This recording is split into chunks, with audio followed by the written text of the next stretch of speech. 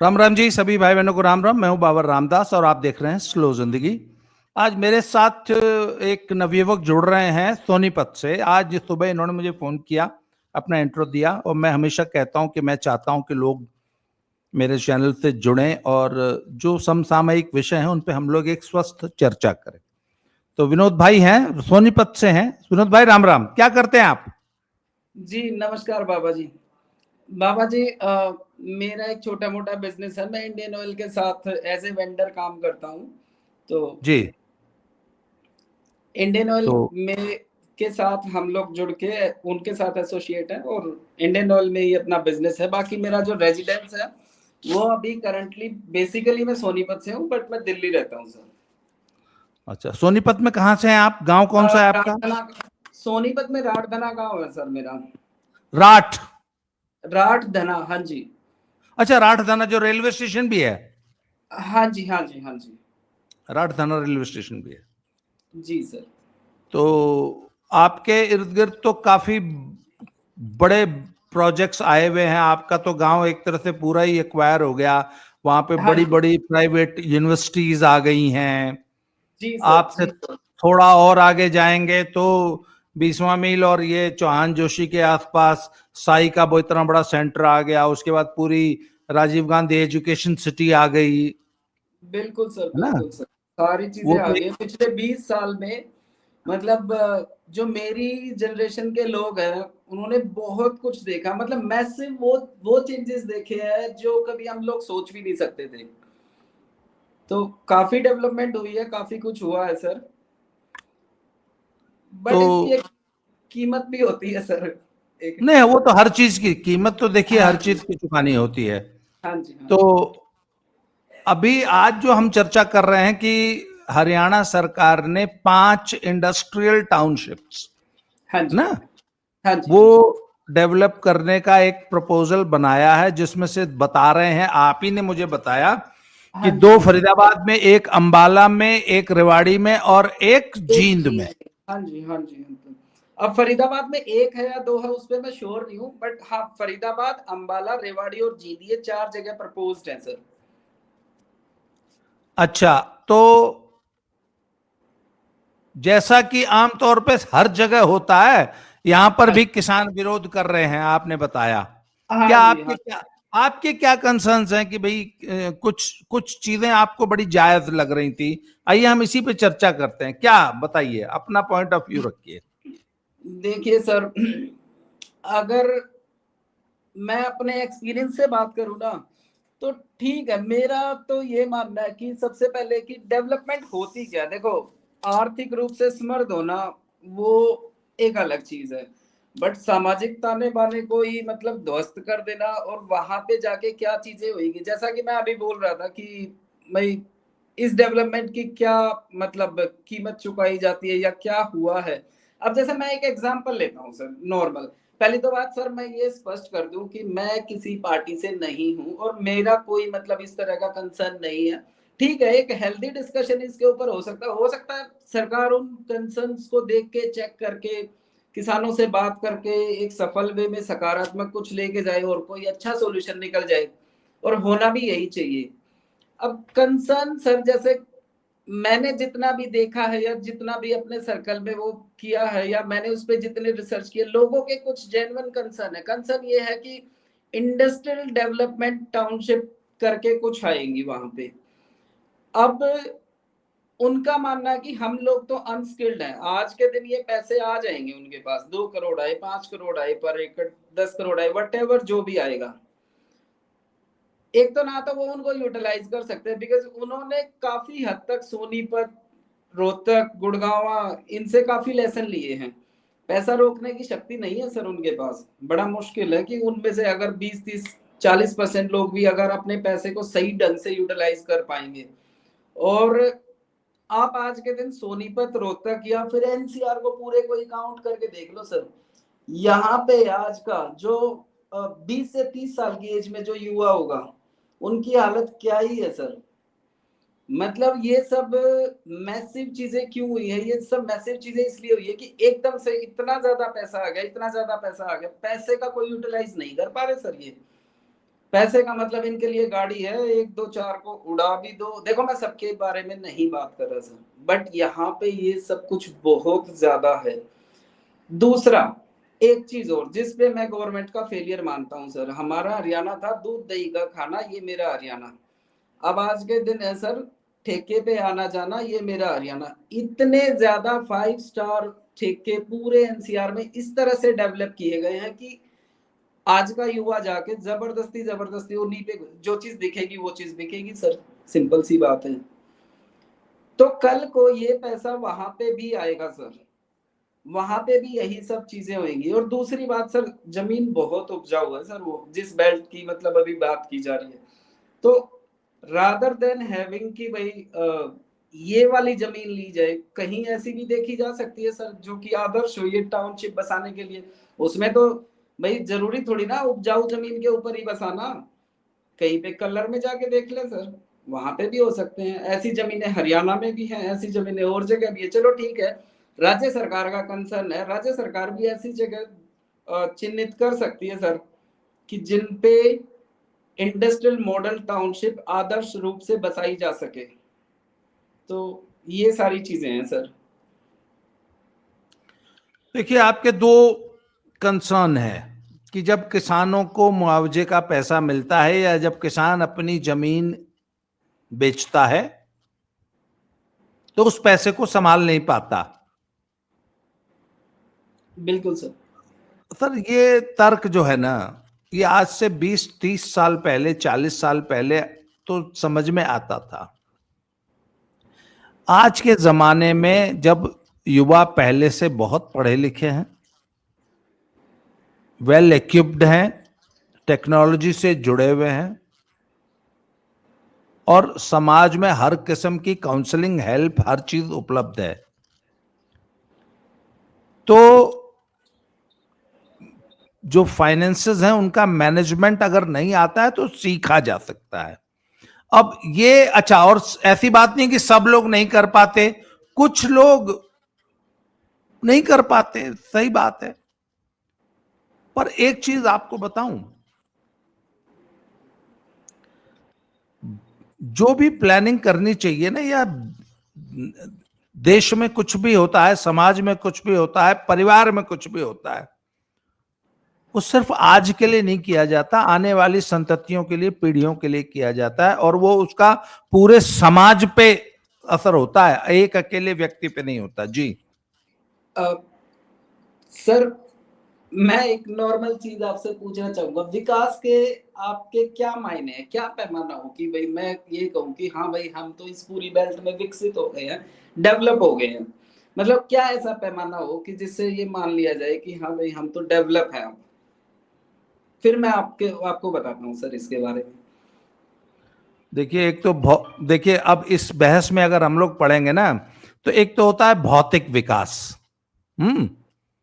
और एक होता है भैया आपका आध्यात्मिक विकास, आत्मिक विकास है, वो अलग बातें हैं। वो तो एक वो अलग चीज हो।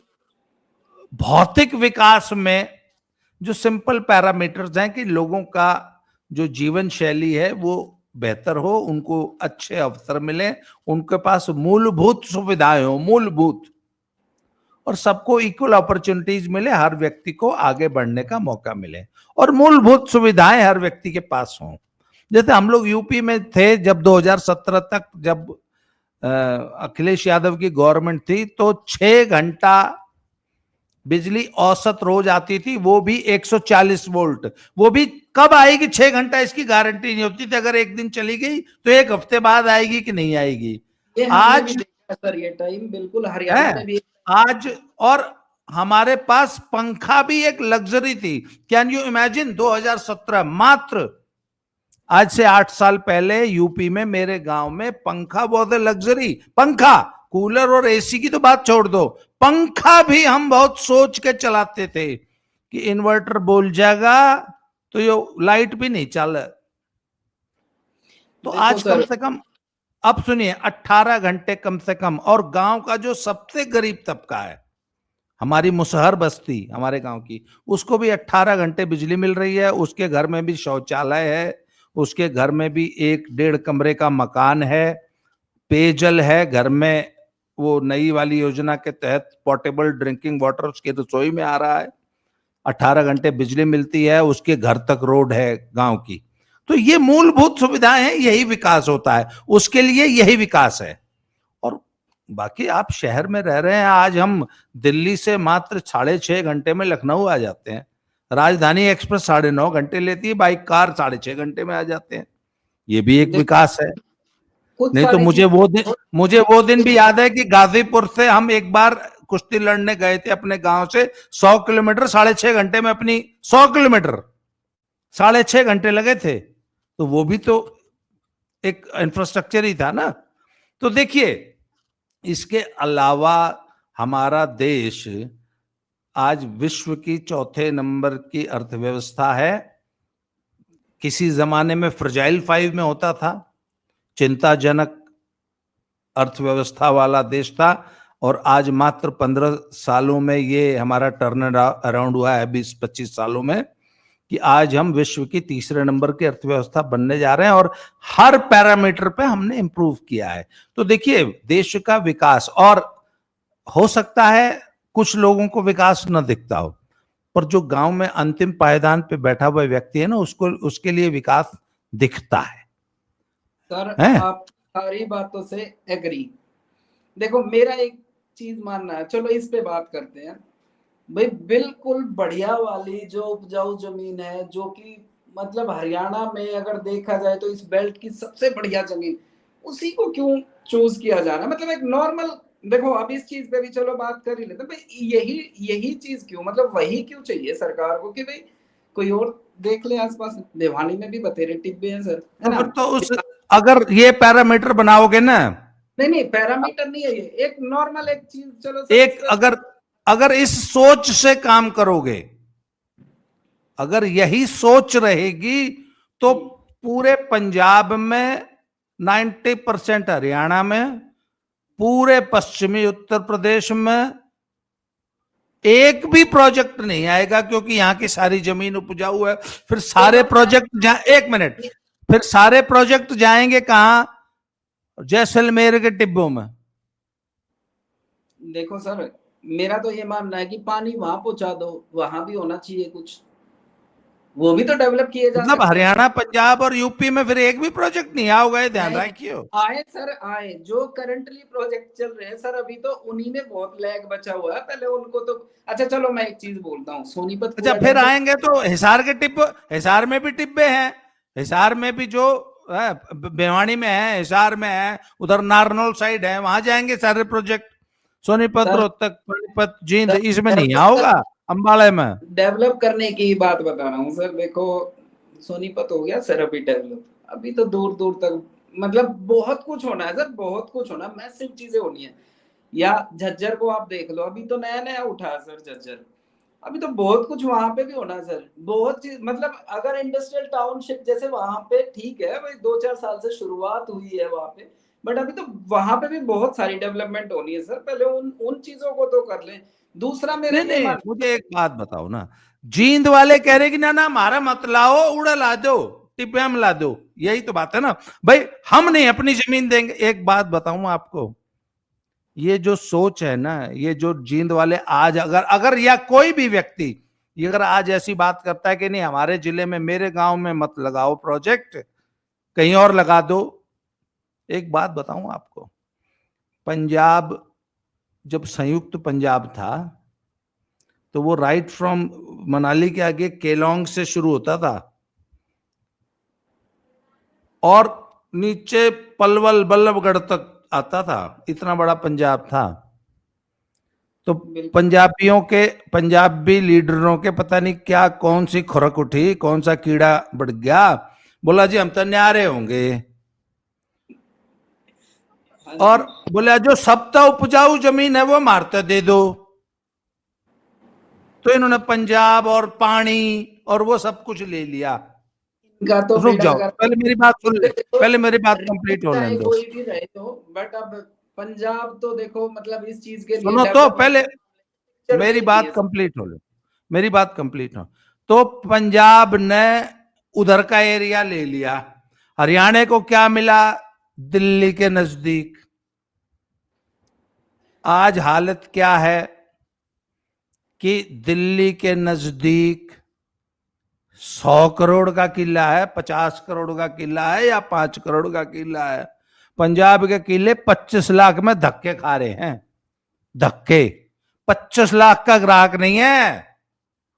सुनो, आज पंजाब में 25 लाख में किला बेचने को मजबूर है किसान, और हरियाणा का वही किसान 5-10 करोड़ से नीचे बात नहीं करता। क्यों? दिल्ली एनसीआर से नजदीकी, वो इंपॉर्टेंट थी। पर पंजाब के लीडर्स ने इतनी दूरदर्शिता रखी नहीं, जितनी आज एक अकेले एक फरीदाबाद या गुड़गांव या सोनीपत की वैल्यू है ना पूरी, उतने पूरे पंजाब की नहीं है। बिल्कुल सही बात है। क्यों? तो इसका मतलब उन्होंने जब 1960 में बंटवारा किया था तब इस बात का ध्यान नहीं दिया कि हम दिल्ली से इतना दूर जा रहे हैं। क्यों? सर एक बात बताओ, चलो मान लो इंडस्ट्रियल मॉडल टाउनशिप आ गई वहां पे, आप कह रहे हो जींद में मत ले आओ, उड़ा ले जाओ नारनौल। मैं नहीं कह रहा सर कुछ भी, मैं तो एक जींद वाले कह रहे हैं। हाँ, मेरा कहने का, मेरी तो जमीन नहीं सर वहां पे। मेरा तो एक डिस्कशन ये है कि हाँ मेरे को कहीं ना कहीं ये पॉइंट थोड़ा सा ऐसा, देखो सर मैं आपको बताता हूँ, पिछला जो किसान आंदोलन जो भी हुआ भाई, वो चीज तो खैर हमने सही है कि हमें, जैसे अब मैंने आपको बताया मैं दिल्ली से हूँ, सोनीपत जाने में भी मतलब हमें पता है कि हम सोनीपत और दिल्ली वालों ने जो बॉर्डर के एरिया में रहते हैं यहाँ पे क्या क्या दिक्कतें हुई, क्या क्या परेशानी हुई। हम तो ये चाहते हैं कि ऐसी चीज तो कभी होनी नहीं चाहिए, और हो तो अपना पंजाब में हो ले, हमारी साइड ना आए गलती से भी किसी भी तरह।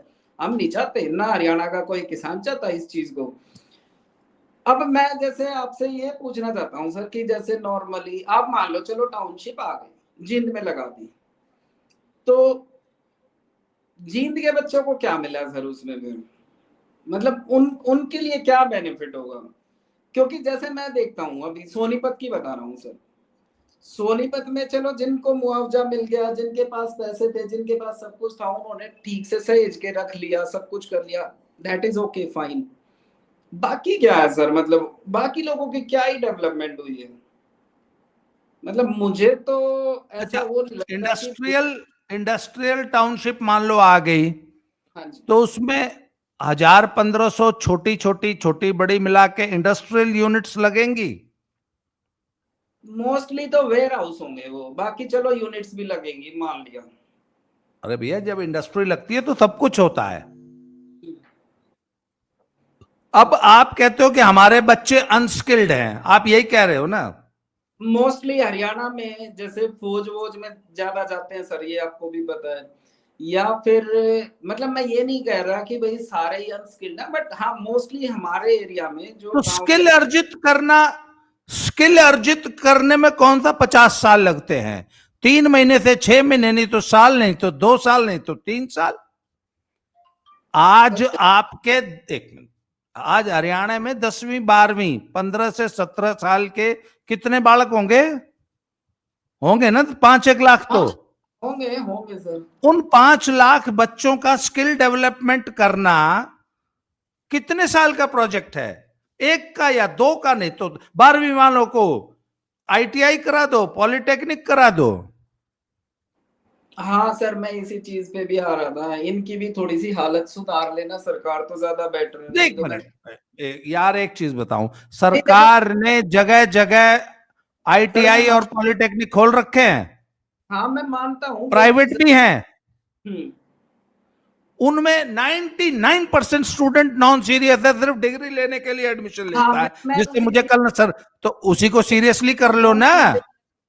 कि मतलब मैं तो ये चाहता हूँ कि ओवरऑल अगर डेवलपमेंट होनी है तो ये भी अच्छी क्वालिटी के हों और उसमें सीरियस स्टूडेंट ही आए। तो आज के दिन स्किल डेवलपमेंट, मशरूम की तरह हो रखे हैं सर हरियाणा में। पॉलिटेक्निक एक बहुत बड़ी चीज होती थी आज से 20 साल पहले। एक मिनट, तो उनका जो सदुपयोग ही तो करना है। हाँ जब मैं टाउनशिप वही, इंडस्ट्रियल डेवलपमेंट होगा तो स्किल्ड लेबर की जरूरत पड़ेगी। स्किल्ड लोगों के लिए आईटीआई और पॉलिटेक्निक खुले हुए हैं, उनका सदुपयोग करो। अगर नहीं करोगे तो क्या होगा? अब सुनो, अगर नहीं करोगे तो क्या होगा? फिर कहेंगे बिहारी भर गए, साउथ इंडियन भर गए, हाँ यही तो वहां से आ गए। अरे भैया, जब तुम स्किल्ड मैन पावर नहीं सप्लाई करोगे तो कोई तो करेगा। कोई तो करेगा। तो ये कंसर्न कौन सी बड़ी चीज है? बिल्कुल, मैन पावर तो बाहर की भरेगी सर, उसमें ये चीज तो है, बिकॉज स्किल्ड मैन नहीं, क्यों पावर। भरेगी? आप भरो ना। आपको किसने रोका है? आपको man power, skilled man power produce करने से किसने रोका है? और एक चीज और, स्किल्ड स्किल्ड स्किल सीखने का एक बहुत अच्छा और तरीका भी होता है। गुरु शिष्य परंपरा से भी स्किल आती है। स्किल तो सर ऐसा है कि शॉर्ट टर्म कोर्सेज भी ऐसे हैं जो आपको कुछ ना कुछ करके दे सकते हैं। देखो मैं आपको क्लियर बताऊं, और शॉर्ट टर्म जिसने स्किल सीखने की ठान ली, उसके बाद 1000 तरीके हैं, और जिसने नहीं सीखना उसने नहीं सीखना, बात खत्म। मैं वही कह रहा हूँ सर कि यहाँ पे जिस तरह से है नॉर्मली लोगों का, अब जैसे चलो गुड़गांव का ही एग्जांपल लेते हैं, कितने लोग हरियाणा के जाते हैं बिकॉज स्किल सीखने की तो खैर के मतलब इच्छा सी नहीं है, मतलब इच्छा शक्ति नहीं है, मतलब कि हाँ यार हम भी कुछ करके। गुड़गांव कितना पास है, हरियाणा वालों के तो पास ही है ना, बहुत कुछ जॉब कर सकते हैं ना वहां पे। बट देखो इस मामले में इनका फेलियर है, इनका मतलब हमारा फेलियर है बीइंग ए हरियाणा की। भाई इतनी सारी अपॉर्चुनिटीज अपने घर के पास होते हुए वो चीजें नहीं डेवलप करते अपने आप में, इंग्लिश बोलने में ही हेजिटेट होते हैं सर। और जबकि कोई ऐसी लंबी चौड़ी तोप थोड़ी ना है, सीखी जा सकती है, सब कुछ है आज के दिन, इंफ्रास्ट्रक्चर सब कुछ है। बट अब उन चीजों पे मतलब पता नहीं क्या चीजें रोकती हैं यहाँ पे, क्या चीजें नहीं रोकती है, मतलब लोग करना नहीं चाहते सर इस चीज को। तो ये, एक मिनट, इसका हल तो समाज को खुद ही निकालना होगा ना। सरकार को, बिल्कुल, सरकार, एक कार पे मिनट, तो छोड़ी जा सकती है। सरकार एक पॉलिसी बना सकती है। देखिए सरकार का काम क्या होता है? एक पॉलिसी बनाना, उसको इम्प्लीमेंट करना। अब सरकार ने पॉलिसी बनाई कि हम अपने एरिया में इंडस्ट्रियल जो है हब्स बनाएंगे, स्पेशल इकोनॉमिक जोन्स बनाएंगे, एमएसएमईज के लिए माहौल तैयार करेंगे, इतने हजार एमएसएमईज हम अपने यहां खड़ी करेंगे। अब भैया, अब आपके ऊपर है ये तो। अच्छा, एक चीज और बताऊं आपको, अभी रिसेंटली पंजाब में एक अफवाह फैल गई, अफवाह कि दिल्ली से लेकर अमृतसर होते हुए, चंडीगढ़ अमृतसर होते हुए कटरा तक बुलेट ट्रेन का प्रोजेक्ट आ रहा है। ये जो कटरा एक्सप्रेस वे ये तो अभी तक पूरा नहीं होने दिया इन्होंने, वो तो पता किसने नहीं पूरा होने दिया? पंजाबियों ने। हरियाणा हाँ में पूरा हो चुका है, फॉर योर काइंड इंफॉर्मेशन। हाँ जी हरियाणा में पूरा हो चुका है। पंजाब में जो किसान आंदोलन और सो कॉल्ड ये जो किसान लॉबी है ना, जो आपके जींद वाले प्रोजेक्ट को रोक लगा रही है, अड़ंगे लगा रही है दुनिया भर के तर्क देके, वही लोग हैं जो कि पंजाब में जमीन एक्वायर नहीं होने देते, वो नहीं नहीं पूरा होने देते। सर, पर मेरी बात कंप्लीट हो लेने दीजिए। हम्म, ये अफवाह फैलते ही कि पंजाब में बुलेट ट्रेन का प्रोजेक्ट आ रहा है, जमीनों के रेट ऑलमोस्ट दुगने हो गए पूरे पंजाब में। प्रोजेक्ट तो निकलेगा दिल्ली से चंडीगढ़, चंडीगढ़ से अमृतसर, अमृतसर से जम्मू होते हुए कटरा, पर जमीन महंगी होगी कपूरथले की और फिरोजपुर की। क्यों? क्यों? कि भैया इस प्रोजेक्ट की वजह से 5 लाख करोड़ रुपए इन पंजाब की इकोनॉमी में आएंगे, जो सरकार मुआवजा देगी। वो 5 लाख करोड़ रुपया एक बहुत बड़ा बूस्टर का काम करेगा और पूरे पंजाब में बिजनेस का माहौल बनेगा। तो जब किसी एक एरिया में जमीन एक्वायर होती है और वहां 5,000 10,000 करोड़ रुपया आता है, तो उससे जैसे आपको एक बात और बताऊं, जब ये सोनीपत में बूम आया था और सोनीपत की सारी जमीनें एक्वायर हो रही थी और करोड़ों के भाव बिक रही थी, तो सारे लोग बेवकूफ नहीं थे। उसका सबसे पॉजिटिव असर पता क्या आया? लोगों ने रोहतक और सोनीपत में एक किला बेचा, उसका जो 5 करोड़ मुआवजा लिया, उससे चरखी दादरी में जमीनें खरीदी।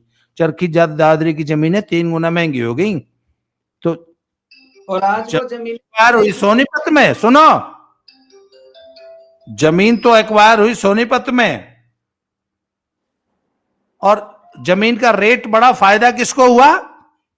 चरखी दादरी वालों को। तो भैया ये जो इस प्रकार के जो बिग टिकट डेवलपमेंट प्रोजेक्ट्स आते हैं ना, ये पूरे प्रदेश को और पूरे रीजन को, पूरे नॉर्थ इंडिया को इंपैक्ट करने वाले होते हैं। सिर्फ आज की नहीं सोचना चाहिए और सिर्फ अपना नहीं सोचना चाहिए सर, पूरे देश का सोचना चाहिए। जी, आपकी बातें काफी हद तक मतलब एग्री, सब कुछ सही है, बट अब जो ये प्रोजेक्ट आ रहे हैं इनमें टोटल 35,000 एकड़ जमीन चली जाएगी हरियाणा की। कहां चली डेमोग्राफी जाएगी? कहां चली जाएगी? किसानों से कहीं तो और, चली मतलब यूपी में उठा के ले जाएंगे क्या उस जमीन में? रहेगी तो चली जींद में ही। है कि भाई इनसे अरे तो भैया जमीन। वहां पहले खेती होती, पहले वहां आलू उगता था, अब वहां हो सकता है सेमीकंडक्टर बनने लगे या ब्रह्मोस मिसाइल बनने लगे। अंतर सिर्फ इतना ही आएगा, पहले वहां आलू और गोभी हो रही थी, अब वहां ब्रह्मोस मिसाइल बन रही है, बस। रहेगी वो जींद की जींद में ही। डेमोग्राफी चेंज नहीं होगी सर। किस बात की डेमोग्राफी? डेमोग्राफी कैसे चेंज होगी? आज के दिन गुड़गांव के लोकल्स कितने हैं, बाहर के कितने हैं सर? तो इसमें दिक्कत क्या है? अगर दिक्कत सर, अगर एक मिनट, चलो। अगर जींद में आके 1 लाख ऑल ओवर इंडिया से टेक्नोक्रेट्स आके रहने लग जाए, आपके घर के बगल, एक मिनट, आप हो कति देसी आपका, आपकी बात नहीं कर रहा हूं, मालूम मैं हूं कति देसी मो लड़ पहलवान आदमी, है, डंड मारी घी खाया, लस्सी पीस हो गया, मेरे बगल में एक सॉफ्टवेयर इंजीनियर आके रहने लग गया, क्या दिक्कत हो जाएगी? मेरे को तो विकास ही होगा। मेरे बच्चे ये तो एक तो इडली डोसा खाना सीखेंगे, कुछ नई भाषा सीखेंगे, कुछ नया कल्चर। हम तो सारी जिंदगी ऐसे, आर्मी एरिया की डेमोग्राफी कभी सोची है क्या होती है? इधर हमारे हमारे हम मैं बता रहा हूं, एक हमारी आंटी हमारी पड़ोस की थी, वो केरला की रहने वाली थी, एक पंजाब की थी, एक आंटी हमारी मणिपुर की थी, एक महाराष्ट्र के। चार चार क्वार्टर थे, 4 क्वार्टर ऐसे थे। सर, क्या सरकार को फर्क पड़ता है? इंफ्रास्ट्रक्चर का भी तो ध्यान रखना चाहिए। इंफ्रास्ट्रक्चर तो ऐसी हालत में है, आप गुड़गांव का इंफ्रास्ट्रक्चर देखो, आप सोनीपत का देखो, आप ये आसपास का देखो, मतलब क्या ही हालत है। मतलब इसको भी तो कुछ इम्प्रूव कर ले, कुछ चीजें तो करेगी, दे। वो तो समय के साथ देखे, समय इंडस्ट्रियल के मॉडल साथ इम्प्रूव होता है। मैं मानता हूँ बहुत अच्छी चीज है, बसाए सब कुछ करे, बट कुछ चीजें भी तो साथ के साथ अपनी भी तो जिम्मेदारी सरकार ले, उनको भी तो इम्प्रूव करे ना, उनकी भी तो कोई जवाबदेही तय हो ना। कि जैसे मान लो म्यूनिसिपल कॉर्पोरेशन है, जो करने के काम है वो भी तो वो चीजें करे ना। वाटर लॉगिंग, बरसात में क्या हालत होती है, जाम्स में क्या हालत होती है यहाँ पे। कल को मतलब वहां पे भी जाएंगी तो ये जमीनें बिकेंगी, सब कुछ होगा, डेवलपमेंट के नाम पे बहुत कुछ होगा, बट कुछ चीजों के लिए जवाबदेही भी तो तय करके तब आगे बढ़ा जाए ना। डेवलपमेंट को एक पॉजिटिव डेवलपमेंट की तरह लिया जाए ना फिर। नहीं तो जवाबदेही है ना, सरकार की है जवाबदेही, म्युनिसिपल कॉर्पोरेशन की है जवाबदेही, वो करते हैं अपना काम। उसमें इंप्रूवमेंट की जरूरत है, हो जाएगा समय के साथ, हो रहा है। जैसे जैसे जनता जागरूक होगी, अब अगर पौवा पौवा पी के 500 रुपए पे अपना वोट बेचोगे नहीं और फिर नहीं सरकार से जवाबदेही मांगोगे, 1 मिनट, 500 रुपए पे वोट बिकता है प्रधानी मतलब में, हरियाणा का, 1 मिनट, हरियाणा के प्रधानी के चुनाव में मैंने लोगों को 2.5, 3, 4, 5 करोड़ रुपया खर्च करते देखा है। वो तो सब जगह यही हाल है सर, तो वो तो दारू पी के वोट दे रहे हो और फिर जवाबदेही मांग रहे हो। आप बात कर रहे हो सर, एक अच्छी मिनट भली एक मिनट, तो मतलब जवाबदेही किसकी है? जिसने दारू पी के वोट दिया उसकी, या जिसने वोट खरीदा उसकी? अच्छी भली तो उसने पांच गवर्नमेंट। करोड़ का, आप सुनिए, उसने आपके हिस्से के विकास का 5 करोड़ रुपया खर्च कर दिया, अब वो 5 साल में वो 5 करोड़ रिकवर करेगा। जवाबदेही किसकी है? वोटर और की जो है, वोट नहीं देते हम जैसे लोग हैं वोटर ये तो की है जवाबदेही। नहीं, जो आदमी जो हम जैसे लोग हैं हम तो पी के नहीं देते ना वोट, अब हम कहाँ जाए। आप आपके जैसे कितने हैं? आखिर उस गांव में अगर 3 कैंडिडेट चुनाव लड़ रहे हैं, तीनों मिलकर 10 करोड़, हरियाणा में 10 करोड़ आम बात है, गांव प्रधान, तो आखिर वो 10 करोड़ उसी गांव के लोगों पे खर्च कर रहा है या दिल्ली में दारू पिया दे है? नहीं ना। जिस गांव का प्रधानी 3 आदमी लड़ रहे हैं तो उसी गांव के लोग हैं। आपने बेशक ना लिया होगा, बाकी गांव ने तो लिया ना। आखिर वो 10 करोड़ गया कहां? आपने तो बेची। एक मिनट, वोट बेचो आप और फिर जवाबदेही हो जाए सर उसकी, जनप्रतिनिधि की या सरकार की। क्यों जवाबदेही सबसे पहले आपकी? आपकी मीन्स वोटर की है, नागरिक की है, जिसने अपना वोट बेचा।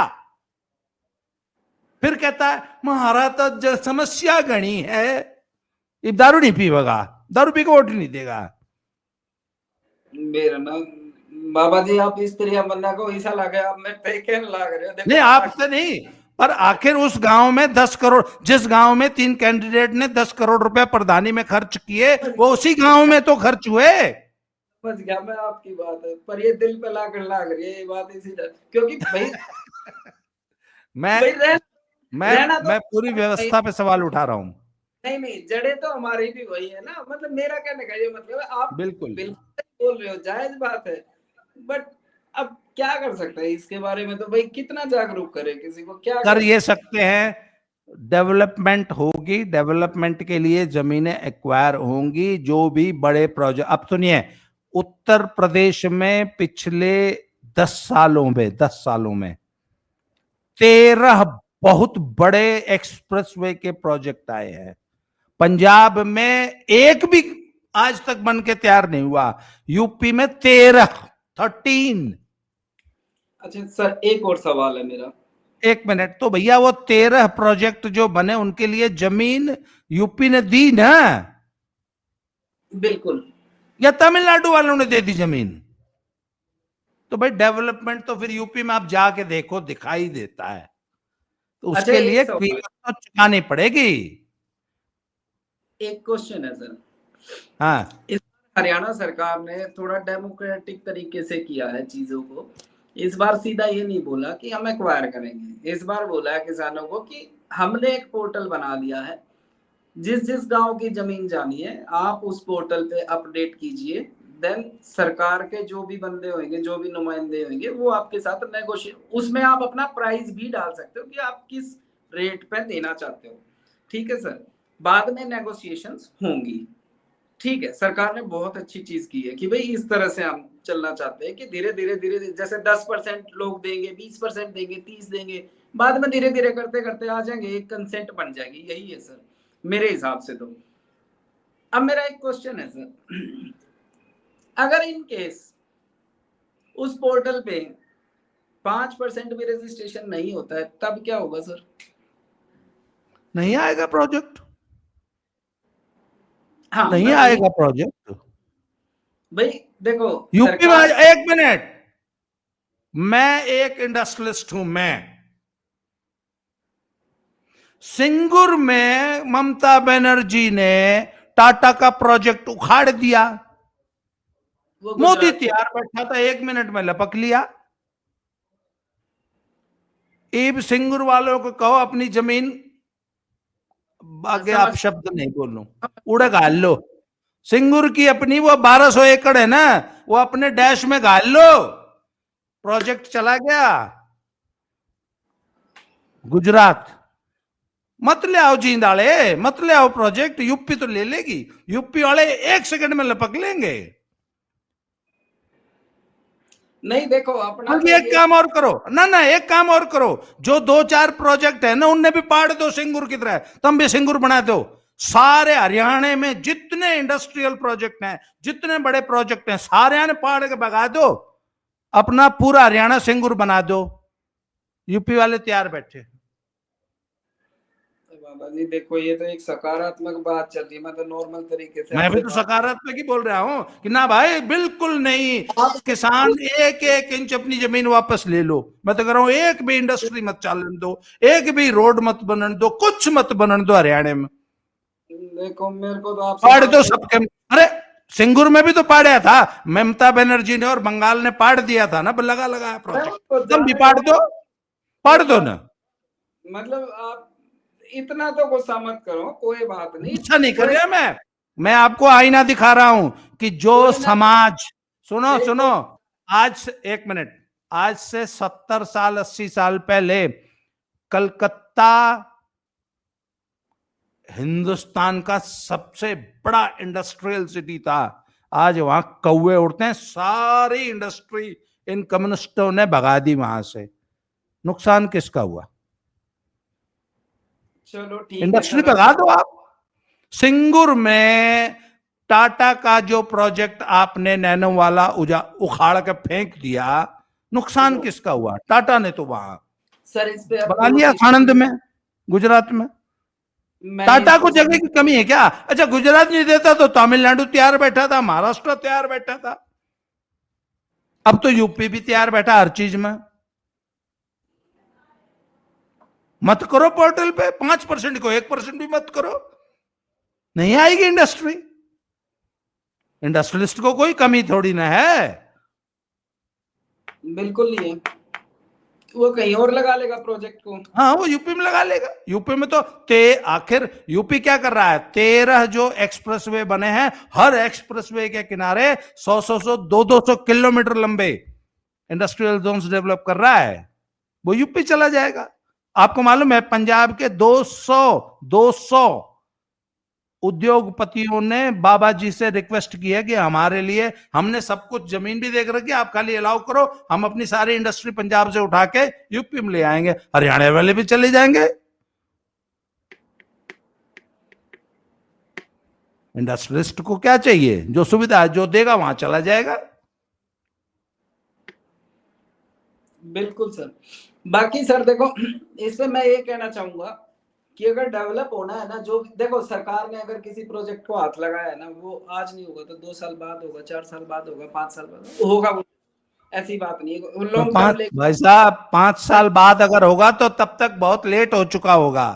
वो मान लिया, आप मेरी सुनिए सर, मैं ये मान के चलता हूँ कि सरकार ने एकदम से हवा हवाई तो प्रोजेक्ट निकाला नहीं होगा, बहुत कुछ काम होते हैं बैकग्राउंड में, सरकार उन सारी चीजों को कैलकुलेट करके चलती है। उनको ये भी पता होगा कि ये कोई एजिटेशन इस तरह की शायद हो सकती है, मतलब सरकार के पास सारा तंत्र है, सब कुछ है, उनको पता है, और उनसे निपटने की उनकी तैयारी भी होगी कि भाई कैसे समझाया जा सकता है, कैसे क्या किया जा सकता है।